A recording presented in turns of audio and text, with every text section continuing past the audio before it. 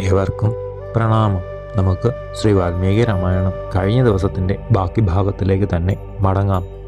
രാവണൻ സീതാദേവിയോട് പറഞ്ഞു, നോക്കൂ, വിവിധ വർണ്ണോജ്വലങ്ങളായ കുസുമമാല്യങ്ങൾ, ചന്ദനം, അകിൽ മുതലായ സുഗന്ധദ്രവ്യങ്ങൾ, വിലപിടിച്ച പട്ടുവസ്ത്രങ്ങൾ, ദിവ്യങ്ങളായ ആഭരണങ്ങൾ, സ്വാദിഷ്ടങ്ങളായ ഭക്ഷണങ്ങൾ, പാനവസ്തുക്കൾ, അതിലോലങ്ങളായ പള്ളിമഞ്ചങ്ങൾ, മൃദുലങ്ങളായ സിംഹാസനങ്ങൾ, ഇവയെല്ലാം എന്നോടൊത്ത് സാനന്ദം സ്വീകരിക്കൂ. കണ്ണും കാതും കവരുന്ന നൃത്തവും പാട്ടും കൊട്ടും സരസമായി അനുഭവിക്കൂ. വിലമതിക്കുവാൻ സാധിക്കാത്ത സ്ത്രീരത്നമാണ് ഭവതി. ഇങ്ങനെ വ്യസനിച്ചിരിക്കുന്നത് ഉചിതമല്ല. ഈ ഞാൻ ത്രിലോകങ്ങളുടെയും നാഥനാണ്. എൻ്റെ അധീനത്തിൽ ഇരിക്കുന്ന ദേവി അതാതവയവങ്ങളിൽ ഉചിതങ്ങളായ ആഭരണങ്ങൾ അണിയണം. ഏതൊരു സുഖം ആഗ്രഹിച്ചാലും അത് ഭവതിയുടെ കാൽക്കലുണ്ട് എന്ന് മനസ്സിലാക്കൂ. ബുദ്ധിസമ്പന്നയായ സീതെ, അല്പമൊന്ന് ആലോചിക്കൂ. യൗവനം അതിൻ്റെ സകല കഴിവുകളും ഭംഗിയുമാർന്ന് ഭവതിയിൽ ഇന്ന് പ്രകാശിക്കുന്നു. അതിനെ വെറുതെ കളയരുത്. ഒഴുകിപ്പോയ ജലം എന്നതുപോലെ കഴിഞ്ഞ കാലം ഒരിക്കലും തിരിച്ചെടുക്കുവാൻ സാധിക്കില്ല. ഹേ മംഗളസ്വരൂപിണി, വിധാതാവിൻ്റെ സർവ്വ കഴിവുകളും എടുത്തിട്ടാണ് ദേവിയെ സൃഷ്ടിച്ചത്. പിന്നീട് യാതൊന്നും നിർമ്മിക്കാതിരിക്കുകയാണ് ലോകേശ്വരൻ. കാരണം ഭവതിയോട് ഉപമിക്കാവുന്ന യാതൊന്നും തന്നെ ഞാൻ കാണുന്നില്ല.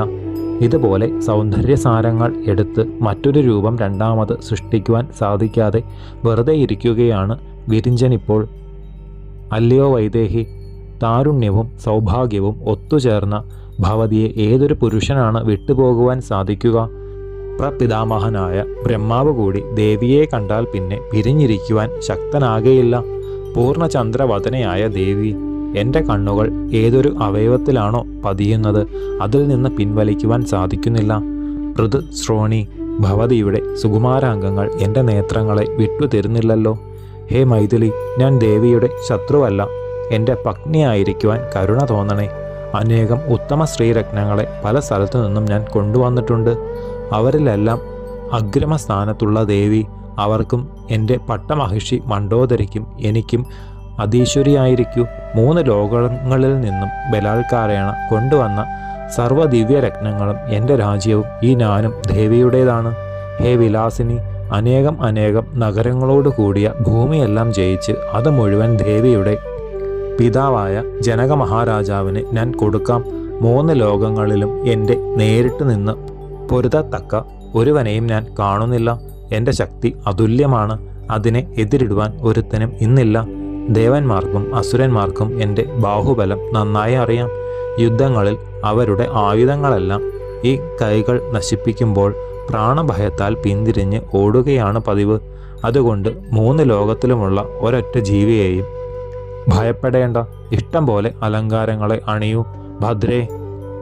ഈ ദിവ്യഭൂഷണങ്ങൾ ദേവിയുടെ അംഗങ്ങൾ ആഭരണങ്ങളെയും പ്രശോഭിപ്പിക്കട്ടെ. രമണീയമായ ഈ ശരീരത്തിൽ സർവ്വ അലങ്കാരങ്ങളും അണിഞ്ഞ് അതുല്യ മനോഹരമായി തീരുന്നതിനെ ഞാനൊന്ന് കാണട്ടെ. ദർശനീയമായ വദനത്തോടു കൂടിയവളെ, വസ്ത്രാഭരണാദികളെ ധരിച്ച് യഥേഷ്ടം സുഖങ്ങളെ അനുഭവിക്കൂ.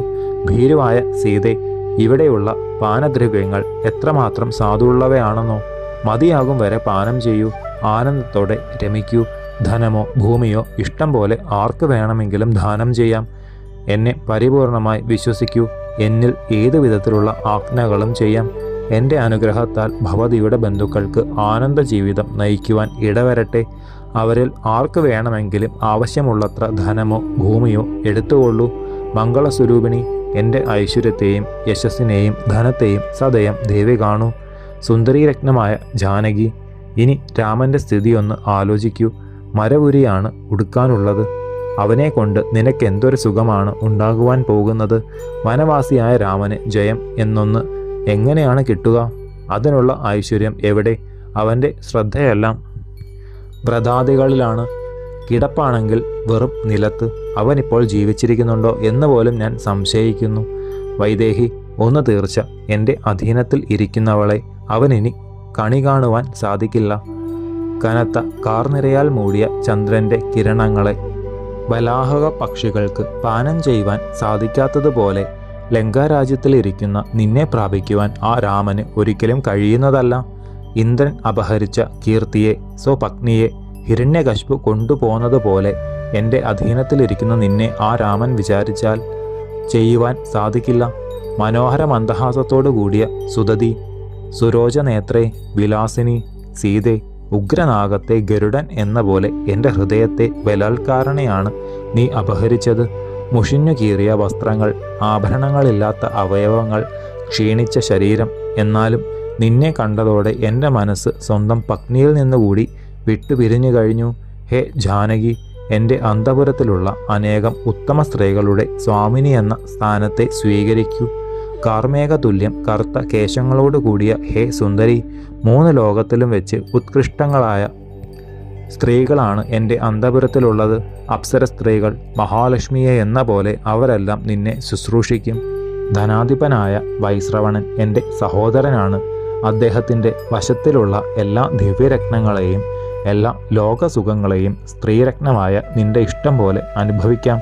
ദേവി, രാമൻ ഒന്നുകൊണ്ടും എന്നോട് തുല്യനല്ല.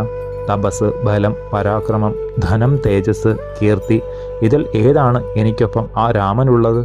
ദേവി, എൻ്റെ അധീനത്തിലുള്ള സർവ്വ ഐശ്വര്യങ്ങളെയും ഭൂമിയെയും ഈ പാദങ്ങളിൽ സമർപ്പിക്കുന്നു.